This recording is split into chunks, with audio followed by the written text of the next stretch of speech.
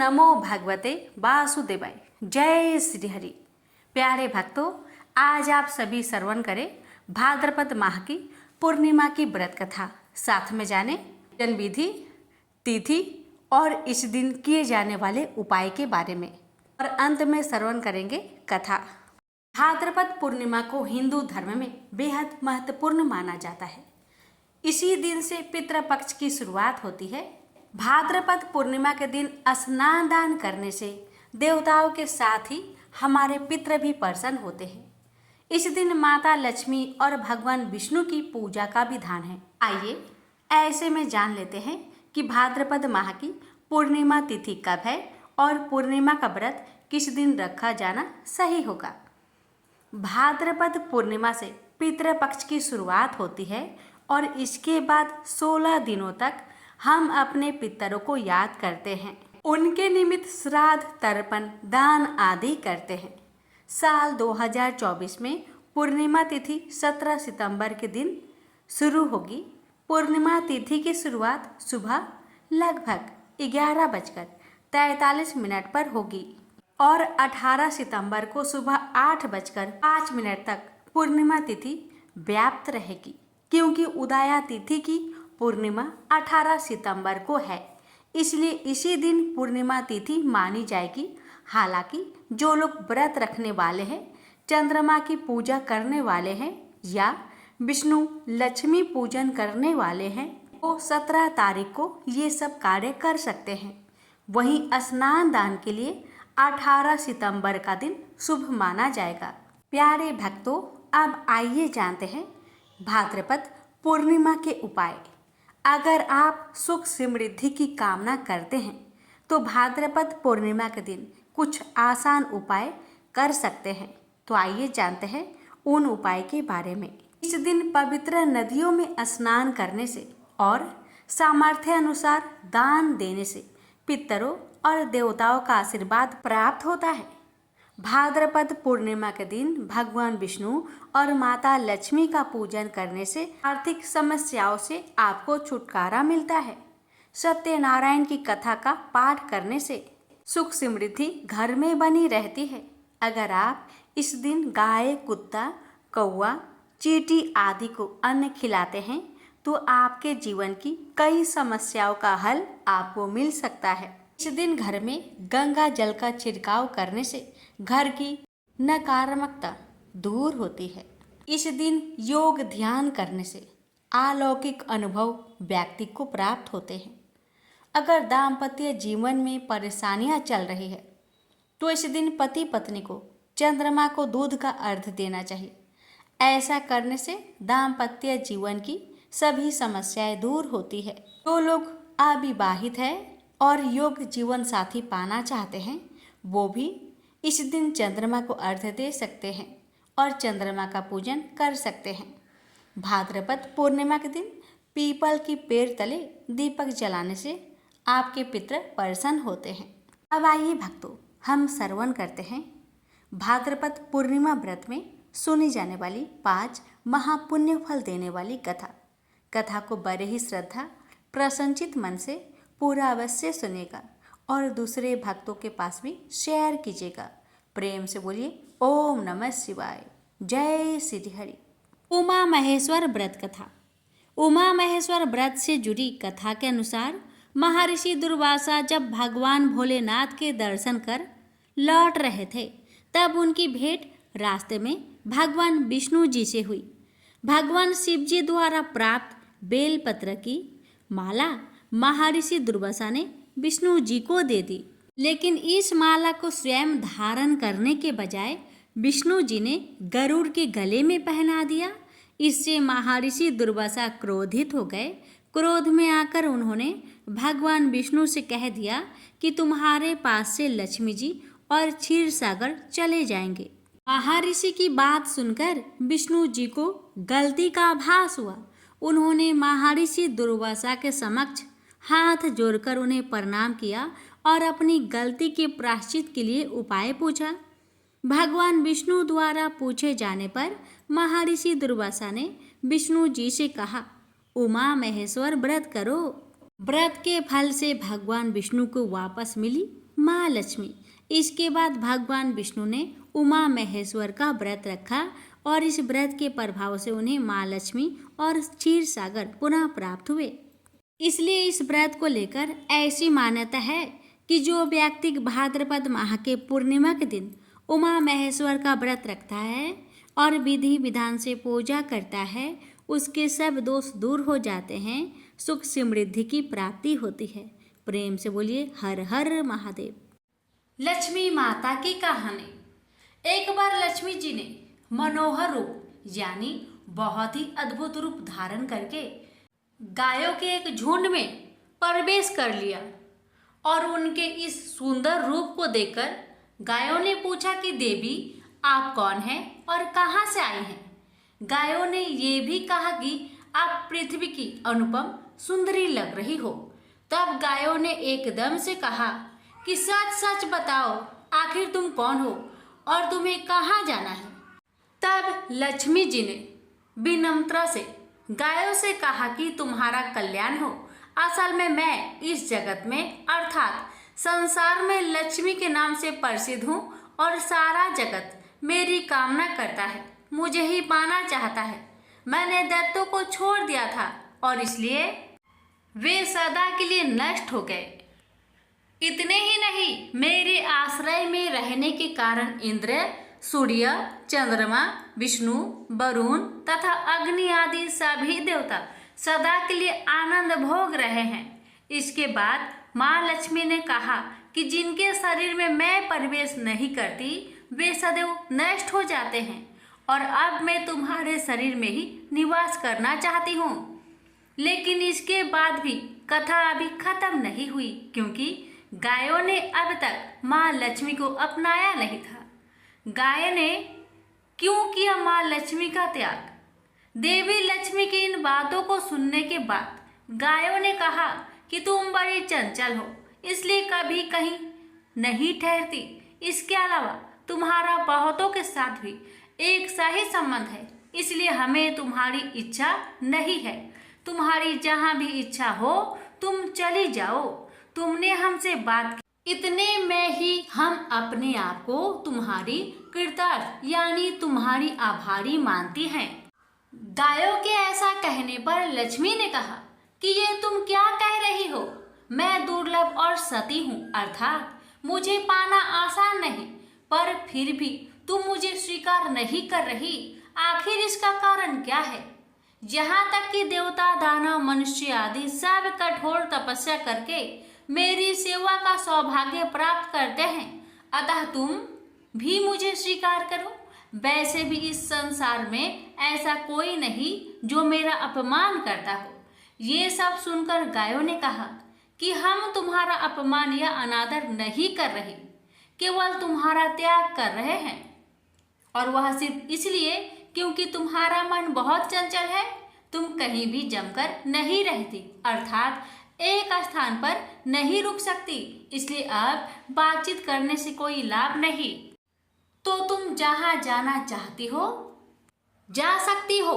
इस तरह से गायों ने माँ लक्ष्मी का त्याग कर दिया, क्योंकि गायों को मालूम था कि लक्ष्मी कभी किसी के पास नहीं रहती, बल्कि पूरे संसार में घूमती रहती है। पर फिर भी माँ लक्ष्मी ने हार नहीं मानी और इतना सब होने के बाद भी वार्तालाप जारी रखी।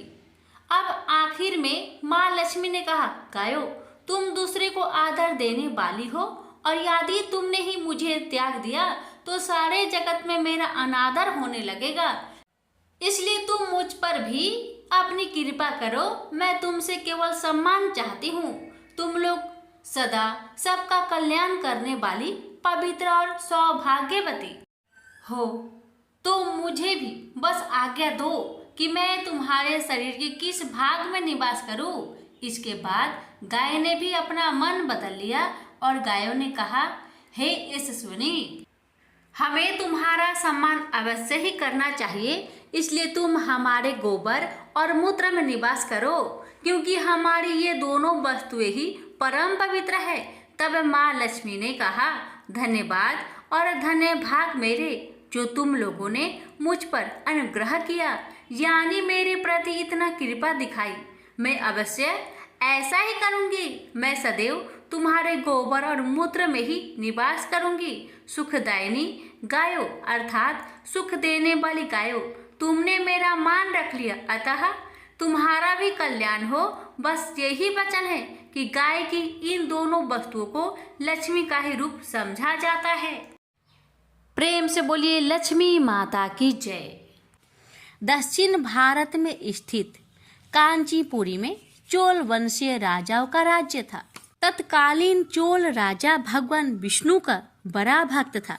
वह अनंत शयन मंदिर में भगवान विष्णु की पूजा राजकीय अलंकरणों से किया करता था। मूर्ति की श्रृंगारिक पूजा कर उसके मन में यह अहंकार भी पैदा होता था कि ऐसे दिव्य अलंकरणों से भगवान की श्रृंगारिक पूजा अन्य कोई नहीं करता। एक दिन वह पूजा करके उठा ही था कि इतने में उसके नगर का एक दीनहीन ब्राह्मण विष्णुदास हाथ में तुलसी तथा जल भरा कलश लेकर आया। पहले तो उसने भगवान को दंडवत प्रणाम किया, फिर कलश का जल भगवान के चरणों में उड़ेल कर तुलसी दल चढ़ा दिया। साथ में वह ओम नमो भगवते वासुदेवाय का मंत्र जपता जाता था। राजा खरा यह सब देख रहा था। ब्राह्मण के जल डालने से राजा द्वारा अर्पित पूजा सामग्री तथा श्रृंगार बह गया और भगवान के चरणों में रह गया केवल तुलसी दल। राजा को बड़ा क्रोध आया, कहने लगा, अरे दरिद्र ब्राह्मण, मैंने भगवान का कैसा श्रृंगार किया था। भगवान की यह मूर्ति कैसी राजकीय शोभा पा रही थी, तूने जल चढ़ाकर सब धो दिया और रख दिया तुलसी की ये जंगली पत्ते। ब्राह्मण राजा की क्रोध भरी बात सुनकर विनती करते हुए बोला, राजन, मैं दरिद्र ब्राह्मण हूँ, आप जैसे श्रृंगारिक पूजा का साधन मेरे पास कहाँ है। मैं तो जो कुछ पाता हूँ उसी को भक्ति भाव से भगवान के चरणों में चढ़ाकर प्रभु कृपा से सुखी हो जाता हूँ। अलंकरण, दिव्य पुष्प, फल आदि से गर्वित होकर पूजा करे या भक्ति भावना से प्रभु के आगे केवल विनीत होकर हाथ जोड़ दे, इससे भगवान को क्या लेना। भगवान को तो भक्ति और भावना चाहिए। महाराज, मुझे क्षमा करे। राजा ने कहा, तुझे अपनी भक्ति पर गर्व है? तूने कोई देव मंदिर बनवाया है? कभी यज्ञ दान तप किया है? भगवान को संतुष्ट करने वाला कोई भी काम तूने कभी किया है? ब्राह्मण ने कहा, हे राजन, मैं तो अपनी दीनहीन पूजा से इतना संतुष्ट हो जाता हूँ कि लगता है जैसे भगवान संतुष्ट हो गए। यह देव मंदिर आपका बनाया हुआ है। मेरी पूजा से आपकी श्रृंगारिक पूजा खराब होती है, तो मैं कल से अपने घर पर ही भगवान का मिट्टी का कोई विग्रह रखकर पूजा कर लिया करूँगा। यह कहकर ब्राह्मण चलने लगा तो राजा ने कहा, अच्छा तो भक्त ब्राह्मण, मेरी भी बात सुन ले। भगवान विष्णु किस पर प्रसन्न होकर पहले किसको दर्शन देते हैं, इसे सब लोग देखेंगे। ब्राह्मण ने इस चुनौती को जैसे सुना ही नहीं, चलते चलते धीरे से बोला, भगवान का तो मुझे मेरी हर सांस में आभास होता रहता है। मैं तो अपने मन में उनका नित्य दर्शन करता रहता हूँ, दूसरों से मुझे क्या लेना। ब्राह्मण अपनी कुटिया में चला गया।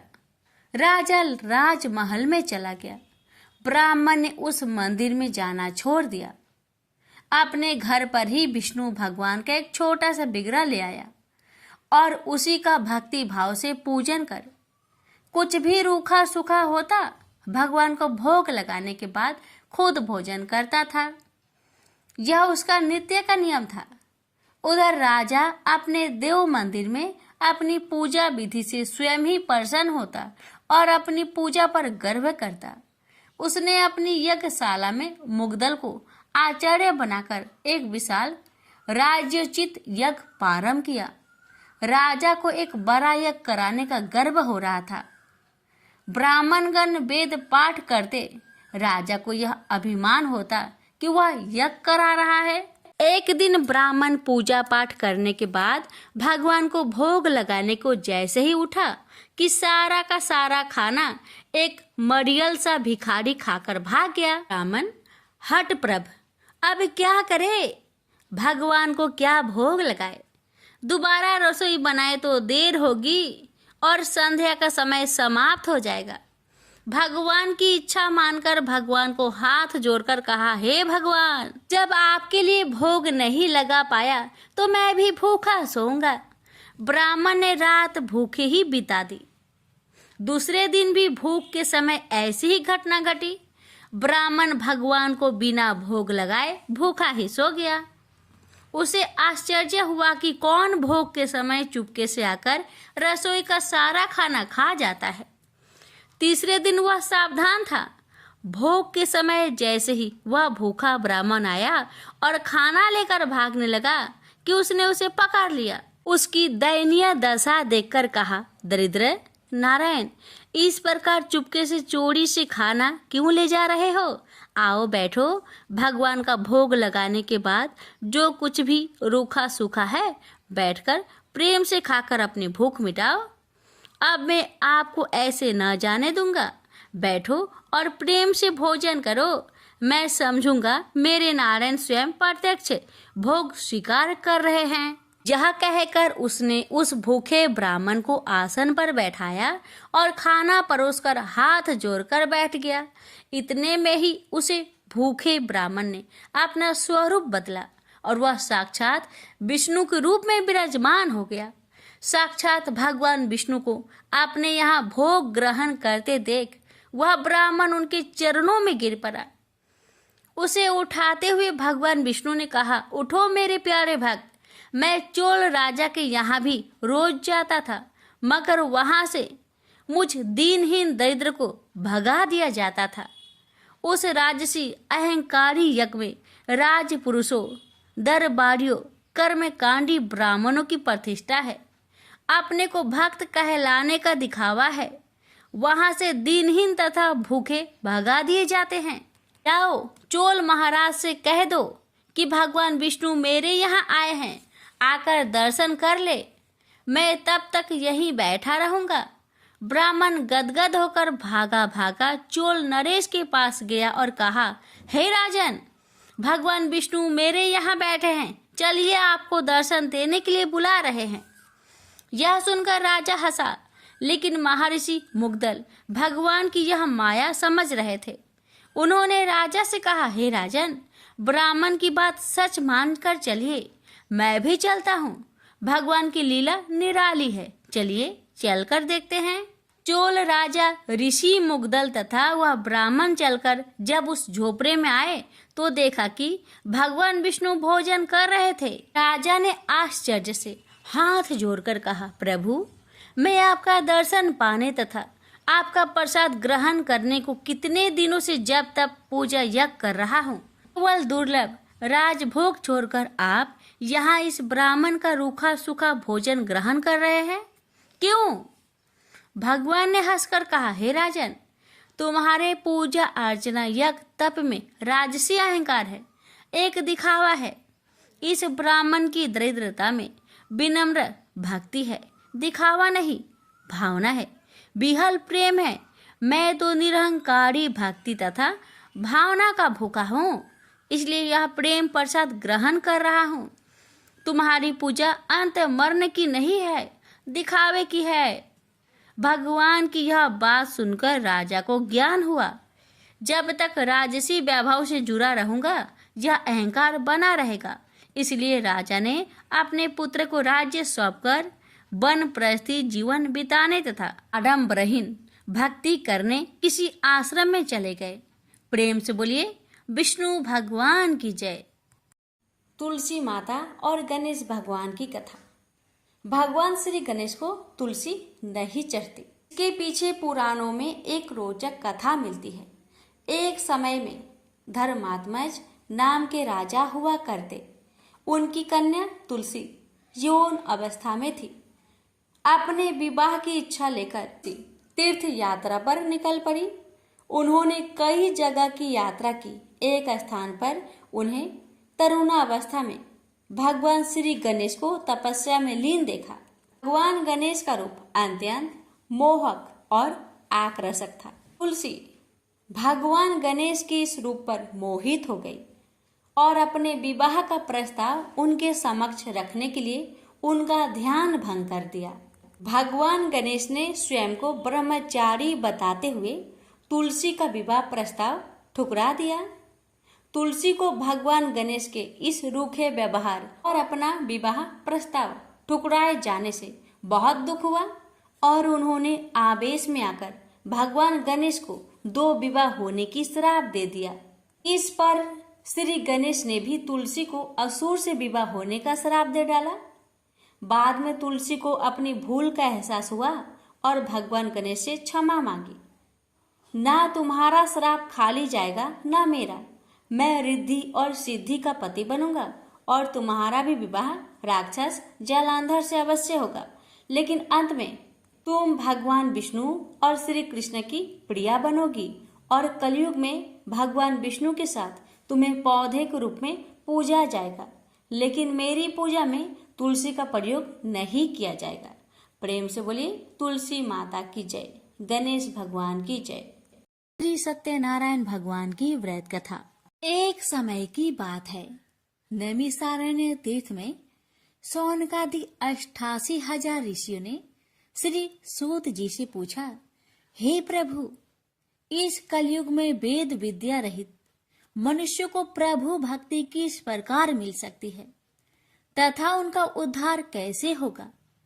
हे मुनि श्रेष्ठ, कोई ऐसा तप बताइए जिससे थोड़े समय में ही पुण्य मिले और मनोवांछित फल भी मिल जाए। इस प्रकार की कथा सुनने की हम इच्छा रखते हैं।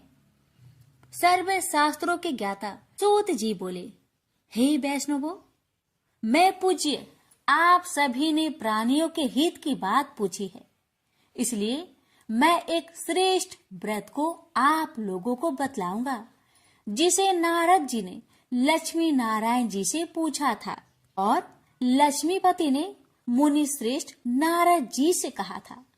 आप सब इसे ध्यान से सुनिए। एक समय की बात है, योगीराज नारद जी दूसरों के हित की इच्छा लिए अनेकों लोकों में घूमते हुए मृत्यु लोक में आ पहुंचे। यहाँ उन्होंने अनेक योनियों में जन्मे प्राय सभी मनुष्यों को अपने कर्मों द्वारा अनेकों दुख से पीड़ित देखा। उनका दुख देख नारद जी सोचने लगे कि कैसा यत्न किया जाए इसके करने से निश्चित रूप से मानव के दुखों का अंत हो जाए। इसी विचार पर मनन करते हुए वह विष्णु लोक में गए। वह देवों के इस भगवान नारायण की स्तुति करने लगे, जिनके हाथों में शंख, चक्र, गदा और पद्म थे, गले में वरमाला पहने हुए थे। स्तुति करते हुए नारद जी बोले, हे भगवान, आप अत्यंत शक्ति से संपन्न हैं। मन तथा वाणी भी आपको नहीं पा सकती है। आपका यदि मध्य तथा अंत नहीं है, निर्गुण स्वरूप सृष्टि के कारण भक्तों के दुख को दूर करने वाले, आपको मेरा नमस्कार है। नारद जी की स्तुति सुन विष्णु भगवान बोले, हे मुनि श्रेष्ठ, आपके मन में क्या बात है? आप किस काम के लिए पधारे हैं, उसे निसंकोच कहो। इस पर नारद मुनि बोले कि मृत्यु लोक में अनेक योनियों में जन्मे मनुष्य अपने कर्मों के द्वारा अनेकों दुख से दुखी हो रहे हैं। हे नाथ, आप मुझ पर दया रखते हैं तो बताइए कि वो मनुष्य थोड़े प्रयास से ही अपने दुखों से कैसे छुटकारा पा सकते हैं। श्री हरि बोले, हे नारद, मनुष्य की भलाई के लिए तुमने बहुत ही अच्छी बात पूछी है, जिसके करने से मनुष्य मोह से छूट जाता है। वह बात मैं कहता हूँ, उसे सुनो। स्वर्ग लोक व मृत्यु लोक दोनों में एक दुर्लभ उत्तम व्रत है जो पुण्य देने वाला है। आज प्रेम वश होकर मैं उसे तुमसे कहता हूँ। श्री सत्यनारायण भगवान का यह व्रत अच्छी तरह विधान पूर्वक करके मनुष्य तुरंत ही यहाँ सुख भोग कर मरने पर मोक्ष पाता है। श्री हरि के वचन सुन नारद जी बोले कि उस व्रत का फल क्या है और उसका विधान क्या है। यह व्रत किसने किया था, इस व्रत को किस दिन करना चाहिए, सभी कुछ विस्तार से बताए। नारद की बात सुनकर श्री हरि बोले, दुख व शोक को दूर करने वाला यह व्रत सभी स्थानों पर विजय दिलाने वाला है।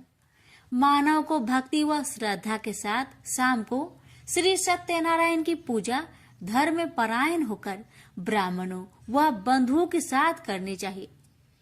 भक्ति भाव से ही नैवेद्य केले का फल, घी, दूध और गेहूं का आटा सवाया ले। गेहूं के स्थान पर साठी का आटा, शक्कर तथा गुड़ लेकर वह सभी भक्षण योग्य पदार्थों को मिलाकर भगवान का भोग लगाए। ब्राह्मणों सहित बंधु बांधवों को भी भोजन कराए। उसके बाद स्वयं भोजन करे और भजन कीर्तन के साथ भगवान की भक्ति में लीन हो जाए। इस तरह से सत्यनारायण भगवान का यह व्रत करने पर मनुष्य की सारी इच्छाएं निश्चित रूप से ही पूरी होती है। इस कली काल अर्थात कलयुग में मृत्यु लोक में मोक्ष का यही एक सरल उपाय है। इति श्री सत्यनारायण व्रत कथा प्रथम अध्याय संपूर्ण। श्रीमन नारायणे नारायणे नारायण, भज मन नारायणे नारायणे नारायण। श्री सत्यनारायण भगवान की जय। सूत जी बोले, हे ऋषियों, जिसने पहले समय में इस व्रत को किया था उसका इतिहास कहता हूँ, ध्यान से सुनो। सुंदर काशीपुरी नगरी में एक अत्यंत निर्धन ब्राह्मण रहता था। भूख प्यास से परेशान हुआ धरती पर घूमता रहता था। ब्राह्मणों से प्रेम करने वाले भगवान ने एक दिन ब्राह्मण का भेष धारण कर उसके पास जाकर पूछा, हे ब्रीप, नित्य दुखी होकर तुम पृथ्वी पर क्यों घूमते हो? दीन ब्राह्मण बोला, मैं निर्धन ब्राह्मण हूँ, भिक्षा के लिए धरती पर घूमता हूँ। हे भगवान, यदि आप इसका कोई उपाय जानते हो तो बताइए। वृद्ध ब्राह्मण कहता है कि सत्यनारायण भगवान मनोवांछित फल देने वाले हैं, इसलिए तुम उनका पूजन करो। इसे करने से मनुष्य सभी दुखों से मुक्त हो जाता है। वृद्ध ब्राह्मण बनकर आए सत्यनारायण भगवान उस निर्धन ब्राह्मण को व्रत का सारा विधान बताकर अंतर्ध्यान हो गए। मन ही मन सोचने लगा कि जिस व्रत को वृद्ध ब्राह्मण करने को कह गया है, मैं उसे जरूर करूंगा। यह निश्चय करने के बाद उसे रात में नींद नहीं आई। वह सवेरे उठकर सत्यनारायण भगवान के व्रत का निश्चय कर भिक्षा के लिए चला गया।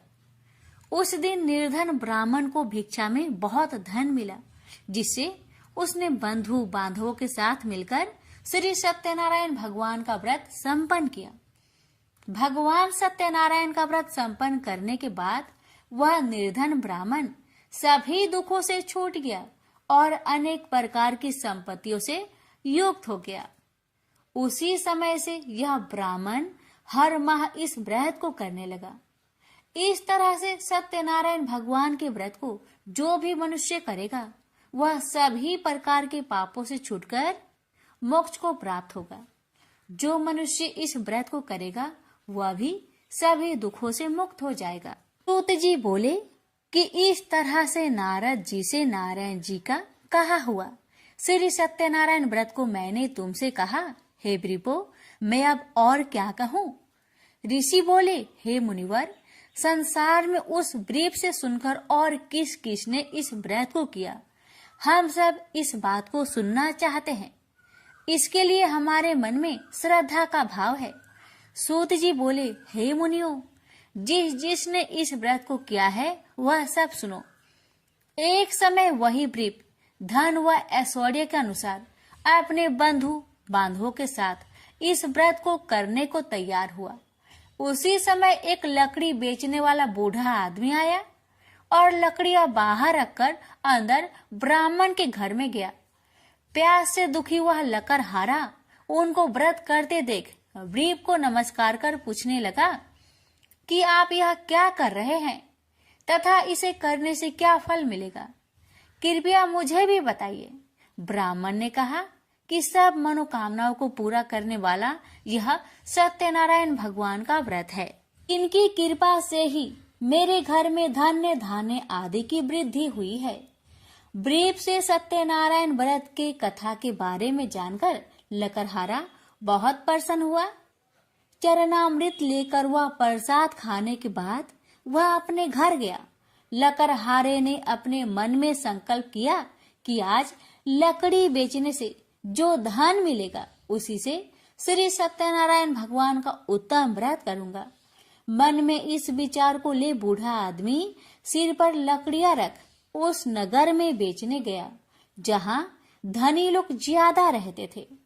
उस नगर में उसे अपनी लकड़ियों का दाम पहले से 4 गुना अधिक मिलता है। बूढ़ा प्रसन्नता के साथ दाम लेकर केले, शक्कर, घी, दूध, दही और गेहूं का आटा ले और सत्यनारायण भगवान की व्रत की अन्य सामग्रियां लेकर अपने घर गया। वहां उसने अपने बंधु बांधवों को बुलाकर विधि विधान से सत्यनारायण भगवान का पूजन और व्रत किया। इस व्रत के प्रभाव से वह बूढ़ा लकड़हारा धन पुत्र आदि से युक्त होकर संसार के समस्त सुख भोग अंत काल में बैकुंठ धाम को चला गया। इति श्री सत्यनारायण व्रत कथा 2 अध्याय संपूर्ण। श्रीमन नारायणे नारायणे नारायणे भज मन नारायणे नारायणे नारायणे। श्री सत्यनारायण भगवान की जय। सूत जी बोले, हे श्रेष्ठ मुनियों, अब आगे की कथा कहता हूँ। पहले समय में उल्कामुख नाम का एक बुद्धिमान राजा था। वह सत्य वक्ता और जितेंद्रिय था। प्रतिदिन देव स्थानों पर जाता और निर्धनों को धन देकर उनके कष्ट दूर करता था। उसकी पत्नी कमल के समान मुख वाली तथा सती साध्वी थी। भद्रशिला नदी के तट पर उन दोनों ने श्री सत्यनारायण भगवान का व्रत किया। उसी समय साधु नाम का एक वैश्य आया। उसके पास व्यापार करने के लिए बहुत सा धन भी था। राजा को व्रत करते देखकर वह विनय के साथ पूछने लगा, हे राजन, भक्ति भाव से पूर्ण होकर आप यह क्या कर रहे हैं? मैं सुनने की इच्छा रखता हूँ, तो आप मुझे बताए।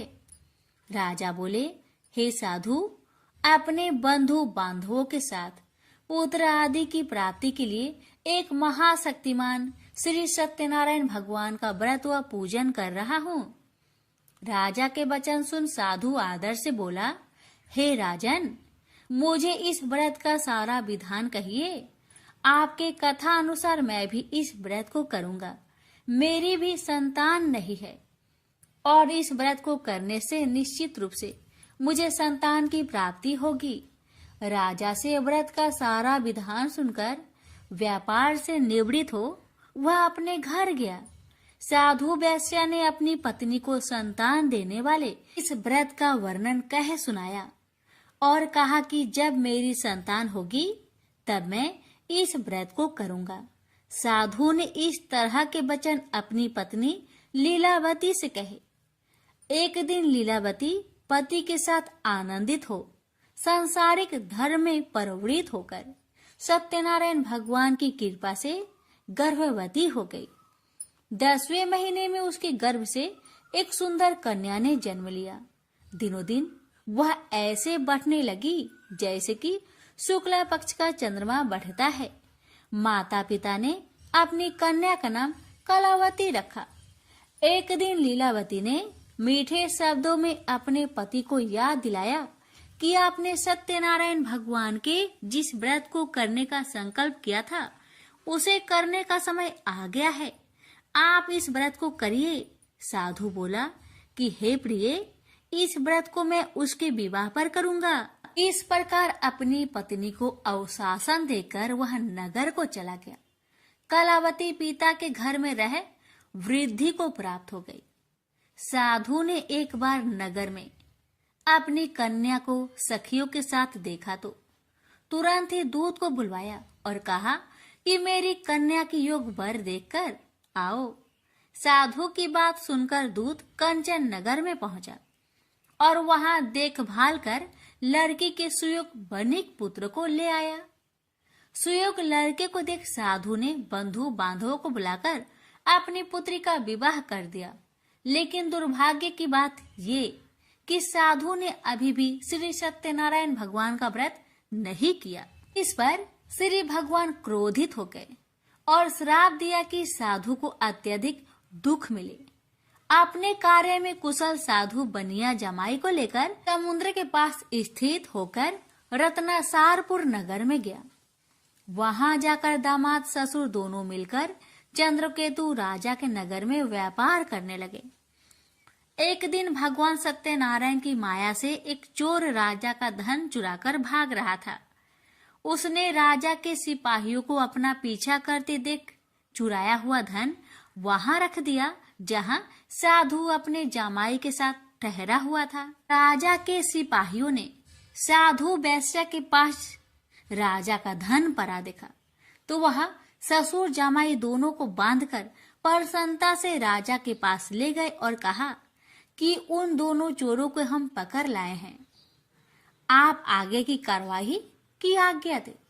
राजा की आज्ञा से उन दोनों को कठिन कारावास में डाल दिया गया और उनका सारा धन भी उनसे छीन लिया गया। श्री सत्यनारायण भगवान के श्राप से साधु की पत्नी भी बहुत दुखी हुई। घर में जो धन रखा था उसे चोर चुरा ले गए। शारीरिक तथा मानसिक पीड़ा व भूख प्यास से अति दुखी हो अन्न की चिंता में कालावती के ब्राह्मण के घर गई। वहां उसने श्री सत्यनारायण भगवान का व्रत होते देखा। फिर कथा भी सुनी। वह प्रसाद ग्रहण कर वह रात को घर वापस आई। माता ने कलावती से पूछा कि हे पुत्री, अब तक तुम कहाँ थी, तेरे मन में क्या है? कलावती ने अपने माता से कहा, हे माता, मैंने एक ब्राह्मण के घर में श्री सत्यनारायण भगवान का व्रत देखा है। कन्या के वचन सुन लीलावती भगवान की पूजन की तैयारी करने लगी। लीलावती ने परिवार व बंधुओं सहित सत्यनारायण भगवान का पूजन किया और उनसे वर मांगा कि मेरे पति तथा जमाई शीघ्र घर आ जाए। साथ ही यह भी प्रार्थना की कि हम सबका अपराध क्षमा करे। श्री सत्यनारायण भगवान इस व्रत से संतुष्ट हो गए और राजा चंद्रकेतु को सपने में दर्शन दे कहा कि हे राजन, तुम उन दोनों वेश्या को छोड़ दो और तुमने उनका जो धन लिया है उसे वापस कर दो। अगर ऐसा नहीं किया तो मैं तुम्हारा धन, राज्य व संतान सभी को नष्ट कर दूंगा। राजा को यह सब कहकर वह अंतर्ध्यान हो गए। अतः काल सभा में राजा ने अपना सपना सुनाया। फिर बोले कि बानिक पुत्र को कैद से मुक्त कर सभा में लाओ। दोनों ने आते ही राजा को प्रणाम किया। राजा मीठी बानी से बोला, हे महानुभावों, भाग्यवश ऐसा कठिन दुख तुम्हें प्राप्त हुआ है, लेकिन अब तुम्हें कोई भय नहीं है। ऐसा कह राजा ने उन दोनों को नए वस्त्र भूषण भी पहनाए और जितना धन उनका लिया था उससे 2 गुना धन वापस कर दिया। दोनों वेश्या अपने घर को चल दिए। श्री सत्यनारायण व्रत कथा का 3रा अध्याय संपूर्ण। श्रीमन नारायण नारायण नारायण, भज मन नारायण नारायण नारायण। श्री सत्यनारायण भगवान की जय। सूत जी बोले, वैश्या ने मंगलाचार कर अपनी यात्रा आरंभ की और अपने नगर की ओर चल दिया। उसके थोड़ी दूर जाने पर एक दंड वेशधारी श्री सत्यनारायण ने उनसे पूछा, हे साधु, तेरी नाव में क्या है? अभिमानी बानिक हंसता हुआ बोला, हे दंडी, आप क्यों पूछते हो? क्या धन लेने की इच्छा है? मेरी नाव में तो बेल व पत्ते भरे हुए हैं। वैश्या के कठोर वचन सुन भगवान बोले, तुम्हारा वचन सत्य हो। दंडी ऐसे वचन कहे वहां से दूर चले गए। कुछ दूर जाकर समुद्र के किनारे बैठ गए। दंडी के जाने के बाद साधु वैश्या ने नित्य क्रिया के पश्चात नाव को ऊंची उठते देखकर अचंभा माना और नाव में बेलपत्ते आदि देख वह मूर्छित हो जमीन पर गिर पड़ा। मूर्छा खोलने पर वह अत्यंत शोक में डूब गया। तब उसका दामाद बोला कि आप शोक न मनाए, यह डंडी का श्राप है, इसलिए हमें उनकी शरण में जाना चाहिए, तभी हमारी मनोकामना पूरी होगी। दामाद की बात सुनकर वह डंडी के पास पहुंचा और अत्यंत भक्ति भाव नमस्कार करके बोला, मैंने आपसे जो असत्य वचन कहे थे उनके लिए मुझे क्षमा दे। ऐसा कहकर महान शोकातुर हो रोने लगा। डंडी भगवान बोले, हे बानिक पुत्र, मेरी आज्ञा से बार बार तुम्हें दुख प्राप्त हुआ है, तू मेरी पूजा से विमुख हुआ। साधु बोला, हे भगवान, आपकी माया से ब्रह्मा आदि देवता भी आपके रूप को नहीं जानते, तब मैं अज्ञानी कैसे जान सकता हूँ। आप प्रसन्न होइए, अब मैं सामर्थ्य के अनुसार आपकी पूजा करूंगा।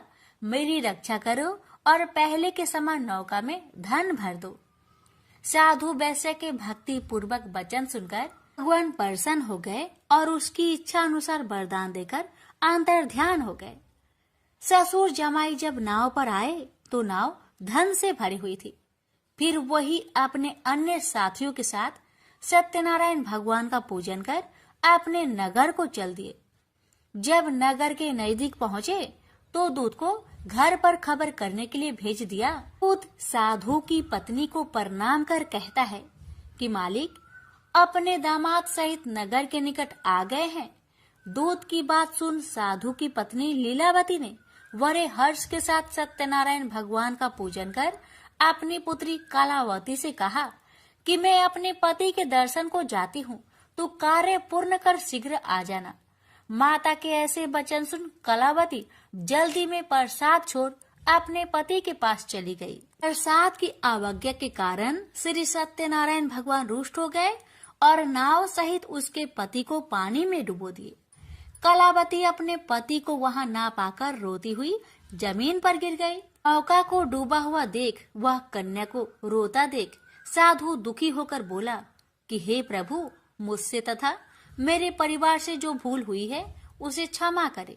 साधु के दीन वचन सुनकर श्री सत्यनारायण भगवान प्रसन्न हो गए और आकाशवाणी हुई, हे साधु, तेरी कन्या मेरे प्रसाद को छोड़कर आई है, इसलिए उसका पति अदृश्य हो गया है। यदि वह घर जाकर प्रसाद खाकर लौटती है तो इसे उसका पति अवश्य मिलेगा।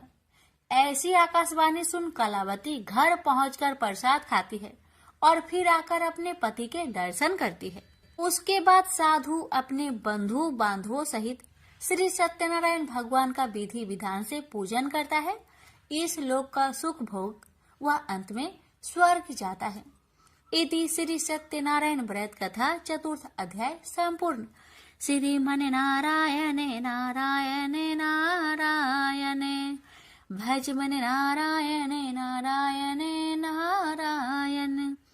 श्री सत्यनारायण भगवान की जय। श्री सूत जी बोले, हे ऋषियों, मैं और भी एक कथा सुनाता हूँ, उसे भी ध्यान पूर्वक सुनो। प्रजा पालन में लीन तुंगध्वज नाम का एक राजा था। उसने भी भगवान का प्रसाद त्याग कर बहुत ही दुख प्राप्त किया। एक बार वन में जाकर वन्य पशुओं को मारकर वह बर के पेड़ के नीचे आया। वहां उसने ग्वालों को भक्ति भाव से अपने बंधुओं सहित सत्यनारायण भगवान का पूजन करते देखा। अभिमान बस राजा ने उन्हें देखकर भी पूजा स्थान में नहीं गया, न ही उसने भगवान को नमस्कार किया। ग्वालों ने राजा को प्रसाद दिया, लेकिन उसने वह प्रसाद नहीं खाया और प्रसाद को वहीं छोड़कर वह अपने नगर को चला गया। जब वह नगर में पहुंचा तो वहां सब कुछ तहस नहस हुआ पाया, तो वह शीघ्र ही समझ गया कि यह सब भगवान ने ही किया है। वह दोबारा ग्वालों के पास पहुंचा और विधि पूर्वक पूजा कर प्रसाद खाया, तो श्री सत्यनारायण भगवान की कृपा से सब कुछ पहले जैसा हो गया।